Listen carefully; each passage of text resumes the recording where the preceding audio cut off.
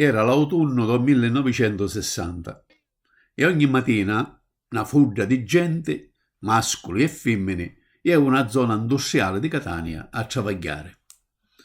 Piglierici si pigliavano l'autobus da Scatte, a linea 27, che partiva da capolinea di Piazza Domo.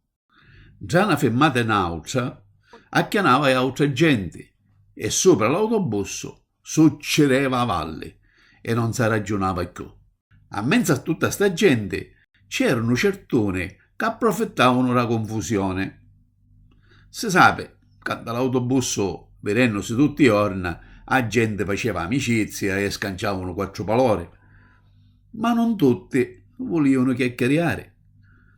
Certe spoccate, carosazze, vastasedde e magari qualche bicchiazzo fetoso che la faccia di chi che non ci colpava o che la faccia di fissa, si mettevano a rere femminelli, schette o maritate, si incugnavano e si susciavano o facevano a mano morta tutti i santi giorni. In sostanza, sfruttavano da confusione per fare uso Dio. Sta cosa a qualcheduno, specialmente a cui via a zita o a moglie sopra l'autobus, ci dava fastidio, ci disturbava.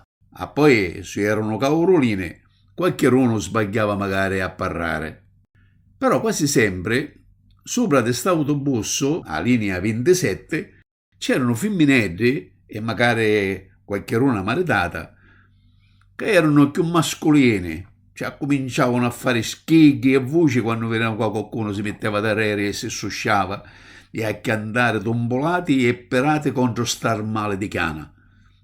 Non solo, ma qualcuna che non sa calava, schetta o maritata, ci diceva a ste spurcate che quando scendevano dall'autobus ci contavano i suoi frati o i suoi mariti e ci facevano orare una bella succhiata di coppa a levapilo, che gli facevano dire a casa più stotte carette. Sta cosa arrivava da ricchi da costura. Questa disposizione sia venuta anche da un modesto personaggio, da un vigile urbano, non so, o dal sorvegliante di uno degli stabilimenti industriali, insomma, certo nessuna autorità risulta che l'abbia data, e allora era sindaco della città. Fu per questo motivo che all'intrasatta di notte della linea 27 partevano da Piazza Duomo da capolinea due autobus, uno rosa solo per femmine e uno che era chiddo di linea solo per mascole. Quando i travagliatori della zona industriale si preparavano a pigliare l'autobus 27 o capolinea da Piazza Duomo per ir a travagliare, poliziotto, un certo Franco Sampognaro, bloccava la bussola dell'entrata dell'autobus dicendoci a tutti: le femmine vanno a chiamare per pigliare i posti, le mascole hanno aspettare che parte quest'autobus, che ne arriva un altro.